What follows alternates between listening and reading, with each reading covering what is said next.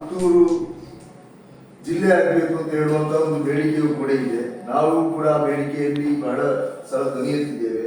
ನಮ್ಮ 2-3 ಪ್ರತಿನಿಧಿ ಸಭೆಯಲ್ಲಿ ಈ ಬಗ್ಗೆ ನಿರ್ಣಯವನ್ನು ಕೂಡ ಕೈಗೊಂಡಿದ್ದೇವೆ. ಪತ್ರಿಕಾಗೋಷ್ಠಿಯಲ್ಲಿ ಮಾತನಾಡಿದ್ದೇವೆ. ಮುಖ್ಯಮಂತ್ರಿಗಳಿಗೆ, ಸಚಿವರುಗಳಿಗೆ ಮನವಿ ಕೊಟ್ಟಿದ್ದೇವೆ, ಎಲ್ಲ ಮಾಡಿದ್ದೇವೆ. ಏನಾಗ್ತದೆ ಅಂತ ಗೊತ್ತಿಲ್ಲ. ಆ ಒಂದು ಜಿಲ್ಲಾ ಕೇಂದ್ರ ಪುತ್ತೂರಲ್ಲಿ ಆಗುವಾಗ ಇಲ್ಲಿ ಒಂದು ಸುಸಜ್ಜಿತವಾದಂತಹ ಕ್ರೀಡಾಂಗಣ ಇಲ್ಲ. ಕೇವಲ ಪುತ್ತೂರಲ್ಲಿ ಮಾತ್ರ ಅಲ್ಲ, ನಮ್ಮ ಪ್ರತಿ ತಾಲೂಕುಗಳಲ್ಲಿಯೂ ಕೂಡ ಸುಸಜ್ಜಿತವಾದ ಒಂದು ಕ್ರೀಡಾಂಗಣ ನಿರ್ಮಾಣ ಮಾಡಬೇಕು. ಇದು ಕೂಡ ಸರ್ಕಾರದ ಜವಾಬ್ದಾರಿಯಾಗಿರ್ತದೆ. ಇಲ್ಲಿ ಕ್ರೀಡಾಳುಗಳು ಬೇಕಾದಷ್ಟಿದ್ದಾರೆ. ಬೇರೆ ಬೇರೆ ದೇಶಗಳ ಕ್ರೀಡಾಳುಗಳಿಗೆ ಸಿಗುವಂತಹ ಪ್ರೋತ್ಸಾಹದ 1% ಕೂಡ ನಮ್ಮ ದೇಶದಲ್ಲಿ ಸಿಗ್ತಾ ಇಲ್ಲ. ಅವರಿಗೆ ಬೇಕಾದಂತಹ ಯಾವುದೇ ವ್ಯವಸ್ಥೆಗಳಿಲ್ಲಿ ಇಲ್ಲ. ಆದ ಕಾರಣ ಗ್ರಾಮೀಣ ಪ್ರದೇಶದಲ್ಲಿರುವಂತಹ ಕ್ರೀಡಾಳುಗಳನ್ನು ನಾವು ನಾಳೆ ರಾಷ್ಟ್ರ ಮಟ್ಟಕ್ಕೆ, ಅಂತಾರಾಷ್ಟ್ರೀಯ ಮಟ್ಟಕ್ಕೆ ಕಳಿಸಲಿಕ್ಕೆ ಸಾಧ್ಯ ಇದೆ. ಅವರಿಗೆ ಪ್ರೋತ್ಸಾಹ ನೀಡುವಂತ ನಿಟ್ಟಿನಲ್ಲಿ ಎಲ್ಲ ತಾಲೂಕು ಸೆಂಟ್ರಲ್ ಕೇಂದ್ರಗಳಲ್ಲಿಯೂ ಕೂಡ, ಅದು ಪುತ್ತೂರು ಇರ್ಬೋದು. ಈಗ ನಮ್ಮ ಗ್ರಾಮಾಂತರ ಜಿಲ್ಲೆಯಲ್ಲಿ 4 ತಾಲೂಕುಗಳು ಬರ್ತದೆ, 5 ತಾಲೂಕುಗಳು ಬರ್ತದೆ. ನಾವು ಹೇಳುವಂಥದ್ದು 5 ತಾಲೂಕುಗಳಲ್ಲಿ, ಮಂಗಳೂರಲ್ಲಿ ಸಿಟಿಯಲ್ಲಿ ಆದರೂ ಒಂದು ಕ್ರೀಡಾಂಗಣ ಇದೆ, ಈ ಕಡೆ ಯಾವುದೂ ಅಂತ ವ್ಯವಸ್ಥೆ ಇಲ್ಲ. 5 ತಾಲೂಕುಗಳಲ್ಲಿ ಕೂಡ ಒಂದು ಸುಸಜ್ಜಿತವಾದಂತಹ ಕ್ರೀಡಾಂಗಣವನ್ನು ನಿರ್ಮಾಣ ಮಾಡಬೇಕು. ಯುವಜನ ಮತ್ತು ಕ್ರೀಡಾ ಇಲಾಖೆಯಿಂದ ಕೋಟ್ಯಾಂತರ ರೂಪಾಯಿಯ ಅನುದಾನಗಳು ಇಲ್ಲಿ ಬರ್ತಾ ಇದೆ, ಆದರೆ ನಮ್ಮ ಜಿಲ್ಲೆಗೆ ಬರ್ತಾ ಇಲ್ಲ.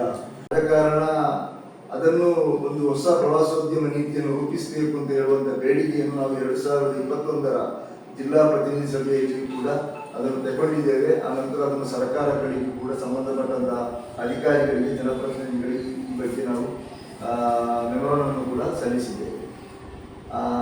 ಈ ಸಲ ಈಚೆಗೆ ಒಂದು 2 ವರ್ಷಗಳಿಂದ ಈಚೆಗೆ ಕಳೆದ ಸಿದ್ದರಾಮಯ್ಯ ಸರ್ಕಾರದ ಅವಧಿಯಲ್ಲಿ ತುಂಬ ಸಲ ಈ ಬಗ್ಗೆ ಚರ್ಚೆಗಳಾಗಿದೆ. ವಿಧಾನಸಭೆಯಲ್ಲಿ ಚರ್ಚೆ ಆಗಿದೆ.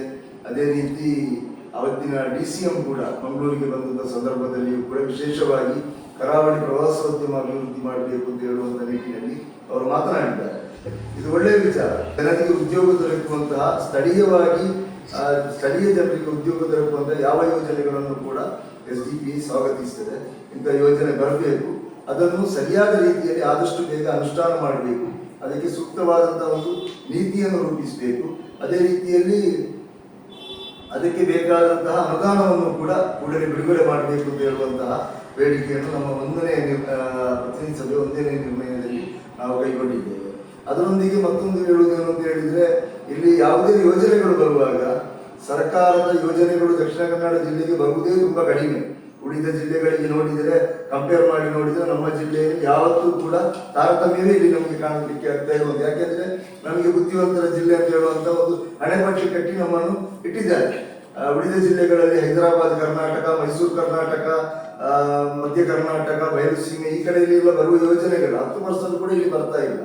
ಬರುವಂತ ಯೋಜನೆಗಳು ಸ್ಥಳೀಯರಿಗೆ ಉದ್ಯೋಗ ದೊರಕ್ತಾ ಇಲ್ಲ. ನಾವು ಹೇಳುವಂಥದ್ದು, ಇಂಥ ಒಂದು ಯೋಜನೆ ಬಂದ್ರೆ ಅದರಲ್ಲಿ ಹೆಚ್ಚಿನ ಉದ್ಯೋಗ ಮತ್ತು ಹೆಚ್ಚಿನ ಹೂಡಿಕೆಗೆ ಅವಕಾಶ ಸ್ಥಳೀಯರಿಗೆ ಕೊಡಬೇಕು ಅಂತ ಹೇಳುವಂತಹ ಒಂದು ಬೇಡಿಕೆಯನ್ನು ನಾವು ಸರ್ಕಾರದ ಮುಂದೆ ಇಡ್ತಾ ಇದ್ದೇವೆ. ಅದೇ ರೀತಿ ನಿರ್ಣಯ ಸಂಖ್ಯೆ 2, ಈಗಾಗಲೇ ಜಿಲ್ಲೆಯಲ್ಲಿ ಖಾಸಗಿ ಆಸ್ಪತ್ರೆಗಳ ಬಗ್ಗೆ, ಸರ್ಕಾರಿ ಆಸ್ಪತ್ರೆಯನ್ನು ಖಾಸಗೀಕರಣಗೊಳಿಸುವ ಬಗ್ಗೆ ದೊಡ್ಡ ಮಟ್ಟದ ಚರ್ಚೆಗಳಾಗ್ತಾ ಇದೆ, ದೊಡ್ಡ ಮಟ್ಟದ ವಿರೋಧಗಳಾಗ್ತಾ ಇದೆ. ಇಲ್ಲಿ ಕೆಲವು ವಿಟ್ಲ ಆರೋಗ್ಯ ಕೇಂದ್ರ, ಬಂಟ್ವಾಳ ಆರೋಗ್ಯ ಕೇಂದ್ರ, ಬೆಳ್ತಂಗಡಿ ಆರೋಗ್ಯ ಕೇಂದ್ರ, ಸಮುದಾಯ ಆರೋಗ್ಯ ಕೇಂದ್ರಗಳನ್ನು ಖಾಸಗಿಯವರಿಗೆ ಅಂದರೆ ಮೆಡಿಕಲ್ ಕಾಲೇಜಿಗೆ ಹಸ್ತಾಂತರಿಸುವಂತಹ ಒಂದು ಪ್ರಕ್ರಿಯೆ ಇಲ್ಲಿ ಆರಂಭವಾಗಿದೆ. ಈಗಾಗಲೇ ಪ್ರಗತಿಪರರು, ಬೇರೆ ಬೇರೆ ಸಂಘಟನೆಗಳು ಕೂಡ ಇದರ ವಿರುದ್ಧ ಧ್ವನಿ ಎತ್ತಿದ್ದಾರೆ. ಅದನ್ನು ನಾವು ವಿರೋಧಿಸ್ತೇವೆ. ಇದು ಯಾಕೆ ನಿರ್ಣಯ ಸಂಖ್ಯೆ 3, ಜಿಲ್ಲೆಯಲ್ಲಿ ಈಗಾಗಲೇ ತುಂಬ ರಸ್ತೆಗಳಲ್ಲಿ ಟೋಲ್ ಸಂಗ್ರಹಗಳು ಅಧಿಕವಾಗ್ತಾ ಇದೆ. ಬೇರೆ ಬೇರೆ ಕಡೆಗಳಲ್ಲಿ ಈಗ ಬಂದ ಮಾಹಿತಿ ಪ್ರಕಾರ ಇನ್ನು ಸ್ವಲ್ಪ ದಿವಸ ಹೋಗುವಾಗ 7-8 ಕಡೆಗಳಲ್ಲಿ ಜಿಲ್ಲೆಯಲ್ಲಿ ಟೋಲ್ ರಸ್ತೆಗಳು ಆಗ್ತಾ ಇದೆ. ಅದು ಕೂಡ ರಸ್ತೆ ಪೂರ್ಣವಾಗುವ ಮೊದಲೇ ಟೋಲ್ ಸಂಗ್ರಹ ಮಾಡಲಿಕ್ಕೆ ಆರಂಭಿಸುವಂತ ಲಕ್ಷಣಗಳು ಕಾಣ್ತಾ ಇದೆ. ಒಂದು ಬೆಳ್ತಂಗಡಿಯ ರಸ್ತೆಯಲ್ಲಿ, ಮತ್ತೊಂದು ವಡಾಲಿನಲ್ಲಿ, ಈಗ ಮತ್ತೊಂದು ಮೂಡುಬಿದ್ರೆಯಲ್ಲಿ ಈಗಾಗಲೇ ಟೋಲಿಗೆ ಬೇಕಾದಂತಹ ತಯಾರಿಗಳು ನಡೀತಾ ಇದೆ. ಜಿಲ್ಲೆಯಲ್ಲಿ ಇದಕ್ಕೆ ಎಲ್ಲಾ ಪಕ್ಷಗಳು, ಬಿಜೆಪಿ ಹೊರತುಪಡಿಸಿ ಎಲ್ಲಾ ರಾಜಕೀಯ ಪಕ್ಷಗಳು, ಎಲ್ಲಾ ಸಂಘ ಸಂಸ್ಥೆಗಳು, ಸಾಮಾಜಿಕ ಸಂಘಟನೆಗಳು ಕೂಡ ಇದಕ್ಕೆ ವಿರೋಧವನ್ನು ವ್ಯಕ್ತಪಡಿಸ್ತಾ ಇದ್ದಾರೆ. ಎತ್ತು, ಕೋಣ, ಮಾಂಸ ಮಾಡಲು ಕನಿಷ್ಠ 1ರಂತೆ ವೈಜ್ಞಾನಿಕವಾದ ಸುಸಜ್ಜಿತ ಕಸಾಯಿಖಾನೆಯನ್ನು ನಿರ್ಮಾಣ ಮಾಡಬೇಕು. ಒಂದು ಕಸಾಯಿಖಾನೆಗಳನ್ನು ಪ್ರತಿ ತಾಲೂಕುಗಳಲ್ಲಿ ಕನಿಷ್ಠ, ಅದು ಹೋಬಳಿ ಮಟ್ಟದಲ್ಲೇ ಮಾಡಬೇಕು, ಆದರೆ ತಾಲೂಕುಗಳಲ್ಲಿ ಆದರೂ ಈಗ ಕನಿಷ್ಠ ಮಟ್ಟದಲ್ಲಿ ಒಂದು ಕಸಾಯಿಖಾನೆಯನ್ನಾದರೂ ಮಾಡಬೇಕು ಅಂತ ಹೇಳುವಂತಹ ಒಂದು ನಿರ್ಣಯ ನಮ್ಮ 5ನೇ ನಿರ್ಣಯ ಆಗಿರ್ತದೆ. ಅದೇ ರೀತಿ ಸರ್ಕಾರ ಪಡಿತರ ಅಂಗಡಿಯ ಮೂಲಕ ಇಲ್ಲಿನ BPL ಕಾರ್ಡುದಾರರಿಗೆ ಅಕ್ಕಿ ಕೊಡ್ತಾ ಇದೆ. ಆ ಅಕ್ಕಿ ದಕ್ಷಿಣ ಕನ್ನಡ ಜಿಲ್ಲೆಯ ಜನರಿಗೆ ತಿನ್ನಲಿಕ್ಕೆ ಯೋಗ್ಯವಾದಂಥ ಅಕ್ಕಿಯನ್ನೆಲ್ಲ ಕೊಡ್ತಾ ಇದ್ದಾರೆ. ಇಲ್ಲಿ ಸಾಂಪ್ರದಾಯಿಕವಾಗಿ ನಮ್ಮ ಆಹಾರ ಏನು ಅಂತ ಹೇಳಿದ್ರೆ ಕುಚ್ಚಲಕ್ಕಿ. ಇಲ್ಲಿ ಕುಚ್ಚಲಕ್ಕಿಯನ್ನು ಕೊಡ್ತಾ ಇಲ್ಲ. ಎಲ್ಲಾ ಜನಪ್ರತಿನಿಧಿಗಳು ಸರ್ಕಾರವನ್ನು ಬರುವಾಗ ಹೇಳ್ತಾರೆ ನಾವು ಕುಚ್ಚಲಕ್ಕಿ ಕೊಡುವಂತ ವ್ಯವಸ್ಥೆ ಮಾಡ್ತೇವೆ ಅಂತ. ಇಲ್ಲಿ ಕುಚ್ಚಲಕ್ಕಿಯನ್ನು ಕೊಡ್ತಾ ಇಲ್ಲ. ಸರ್ಕಾರ ಅಲ್ಲಿ ಕೊಡುವಂತಹ ಬಿಳಿ ಅಕ್ಕಿಯನ್ನು ಅದನ್ನು ಬಹುತೇಕ 70-80% ಜನ ಇಲ್ಲಿ ಉಪಯೋಗಿಸ್ತಾ ಇಲ್ಲ. ವಾಸ್ತವ ಅಂಗಡಿಯಿಂದ ತಗೊಂಡು ಹೋಗ್ತಾ ಇದ್ದಾರೆ, ಯಾರಿಗಾದ್ರೂ ಮಾರ್ತಾ ಇದ್ದಾರೆ, ಫ್ಲೋರ್ ಮಿಲ್ನವರಿಗೆ ಮಾರ್ತಾ ಇದ್ದಾರೆ. ನಮಗೆ ಇದು ಗೊತ್ತಿರುವಂತ ವಿಚಾರ. ಇಲ್ಲಿ ಅವರಿಗೆ ಬಡವರಿಗೆ ಅಥವಾ BPL ಕಾರ್ಡುದಾರರಿಗೆ ಮನೆಯಲ್ಲಿ ಕೊಂಡೋಗಿ ಊಟ ಮಾಡಲಿಕ್ಕೆ ಸಾಧ್ಯ ಇಲ್ಲದಂತ ಅಕ್ಕಿಯನ್ನು ಯಾಕೆ ಸರ್ಕಾರ ಕೊಡ್ತಾ ಇದೆ?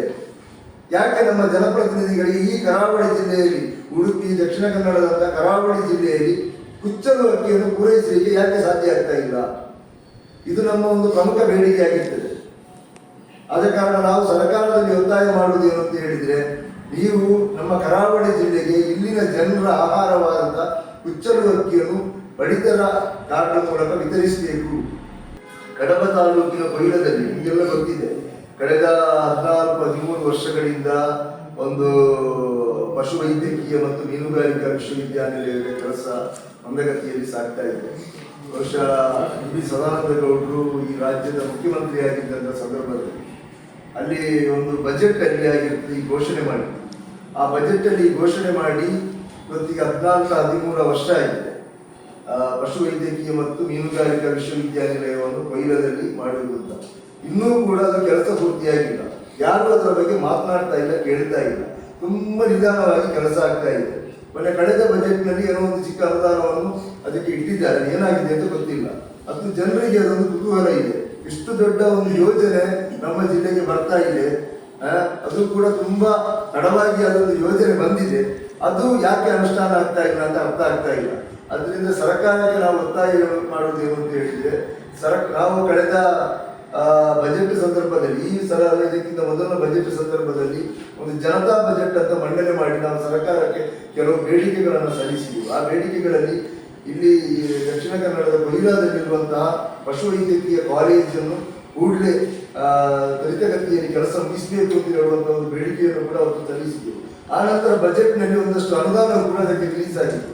ಆದರೆ ಅದು ಏನಾಗಿದೆ ಅಂತ ಗೊತ್ತಿಲ್ಲ. ಆ ಕೆಲಸ ಇನ್ನೂ ಕೂಡ ಪೂರ್ತಿಯಾಗಿಲ್ಲ. ಅದು ಬಹಳ ನಿಧಾನವಾಗಿ ಸಾಗ್ತಾ ಇದೆ. ಸರ್ಕಾರ ಕೂಡಲೇ ಅಲ್ಲಿ ಮಧ್ಯಪ್ರವೇಶ ಮಾಡಬೇಕು. ಕಟ್ಟಡ ನಿರ್ಮಾಣ ಕಾರ್ಯದಲ್ಲಿ ಅತಿ ಅಗತ್ಯವಾಗಿ ಬೇಕಾದಂತಹ ಕೆಂಪು ಮತ್ತು ಕಲ್ಲು ಮತ್ತು ಮರಳು, ಇವತ್ತು ಕಳೆದ 1 ವರ್ಷಗಳಿಂದ ಈಚೆ ಇಲ್ಲಿ ಕೆಂಪು ಕಲ್ಲು ನಮ್ಮ ದಕ್ಷಿಣ ಕನ್ನಡ ಜಿಲ್ಲೆಯಲ್ಲಿ ಬಹುತೇಕ 90% ಮನೆಗಳು ಕೂಡ, ಕಟ್ಟಡಗಳು ಕೂಡ ಬಳಸುವಂಥದ್ದು ಕೆಂಪು ಕಲ್ಲು. ಇಲ್ಲಿನ ಏನು ಪ್ರಕೃತಿಗೆ, ಇಲ್ಲಿನ ವಾತಾವರಣಕ್ಕೆ ಆ ಕಲ್ಲನ್ನೇ ಆಗಿರ್ತದೆ ಇಲ್ಲಿ ನಾವು ಬಳಸಿಕೊಂಡು ಮನೆ ಕಟ್ಟಬಹುದು.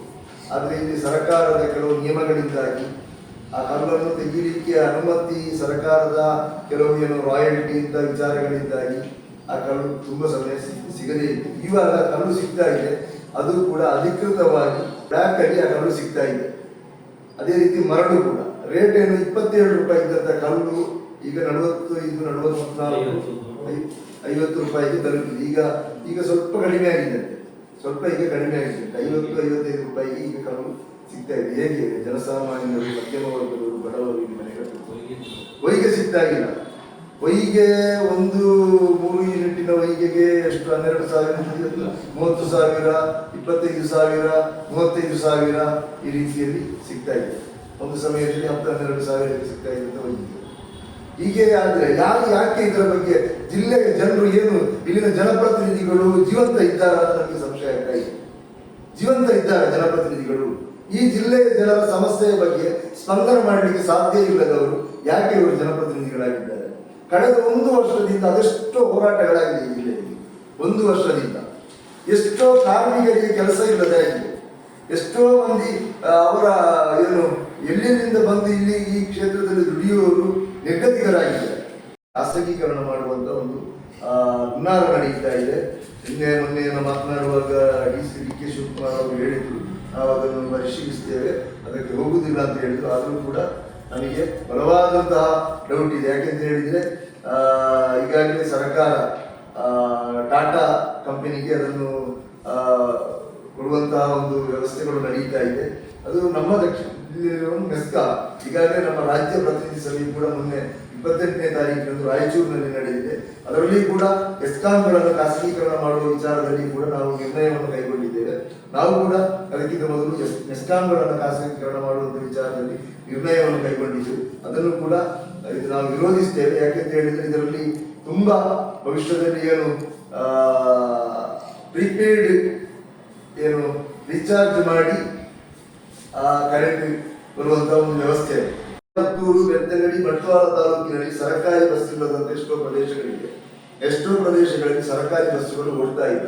ಇದು ಕೇವಲ ಈ 4 ತಾಲೂಕುಗಳಲ್ಲಿ ಮಾತ್ರವಲ್ಲ, ಜಿಲ್ಲೆಯ ಅದೆಷ್ಟೋ ಕಡೆಗಳಲ್ಲಿ ಈ ಉಳ್ಳಾಳ ಕಡೆಯಲ್ಲೆಲ್ಲ ಹೋದ್ರೆ ಅಲ್ಲಿಯೂ ಕೂಡ ಸರ್ಕಾರಿ ಬಸ್ಸುಗಳು ಎಷ್ಟೋ ಕಡೆ ಓಡ್ತಾ ಇಲ್ಲ. ಇವತ್ತು ಶಕ್ತಿ ಯೋಜನೆ ಮಹಿಳೆಯರಿಗೆ ಅನುಕೂಲ ಆಗ್ತಾ ಇದೆ ಅಂತ ಹೇಳಿದೆ, ಆ ಕಡೆಗಳಲ್ಲಿ ಸರ್ಕಾರಿ ಬಸ್ಸುಗಳು ಓಡ್ತಾ ಇಲ್ಲ.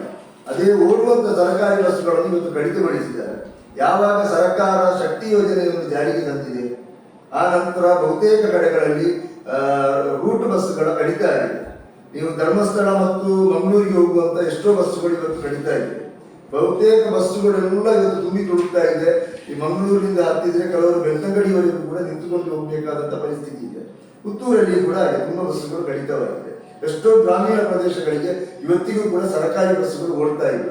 ಆ ಪ್ರದೇಶಗಳಿಗೆ ಸರ್ಕಾರಿ ಬಸ್ಸುಗಳನ್ನ ಹಾಕಲಿಕ್ಕೆ ಕೂಡಲೇ ವ್ಯವಸ್ಥೆಯನ್ನು ಕೈಗೊಳ್ಳಬೇಕು. ಮಾನ್ಯ ಎಲ್ಲ ಮಾಧ್ಯಮ ಪ್ರತಿನಿಧಿಗಳಲ್ಲಿ ಹೇಳಿರುವಂಥದ್ದು ಏನು ಅಂತ ಹೇಳಿದ್ರೆ, ನಾವೊಂದು ರಾಜಕೀಯ ಪಕ್ಷವಾಗಿ ನಮ್ಮ ಸಭೆಯಲ್ಲಿ ನಿರ್ಣಯಗಳನ್ನು ತೆಗೆದುಕೊಂಡಿರ್ಬೋದು, ಆದರೆ ಇದೊಂದು ರಾಜಕೀಯವಾಗಿ ನೋಡದೆ ಇದು ಜಿಲ್ಲೆಯ ಜನರಿಗೆ ಬೇಕಾದಂತಹ ಎಲ್ಲಾ ವರ್ಗದ ಎಲ್ಲಾ ಜಾತಿ ಧರ್ಮದ ಜನರಿಗೆ ಬೇಕಾದಂತಹ ಬೇಡಿಕೆಗಳಾಗಿದೆ ನಮ್ಮ ನಿರ್ಣಯಗಳು.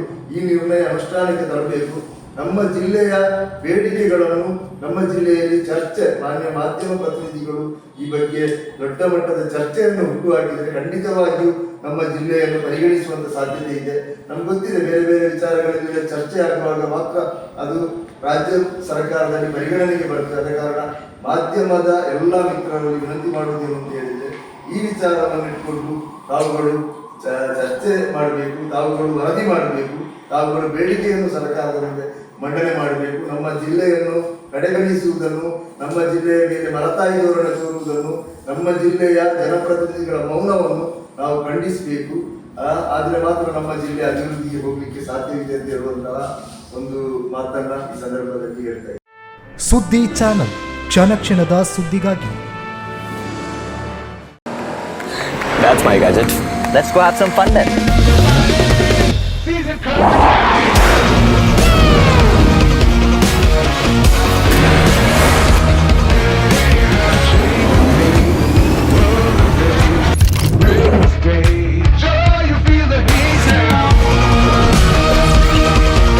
Introducing the hot and techy Brezza SCNG. Cool new SCNG tech for a cool new generation.